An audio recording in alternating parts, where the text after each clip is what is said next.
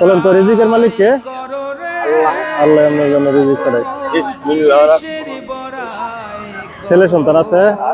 হ্যাঁ, দেখে না বাদ দেন না, যেতেন বড় বানাইলেন কষ্ট করে ফাললেন, দেখে না হ্যাঁ করার কিছুই নেই না।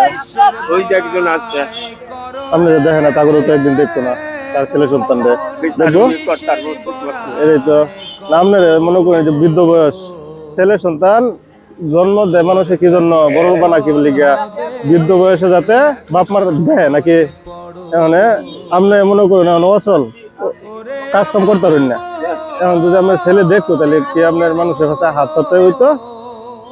অনেক দুঃখ করলে বিচার করি। আচ্ছা যাক অভিশাপ দিন না যে দোয়া করবেন যাতে ফুলাখন্ডে আল্লাহ হেফাজত করে তারপরে যাতে বুদ্ধি দান করে নাকি। আচ্ছা ঠিক আছে।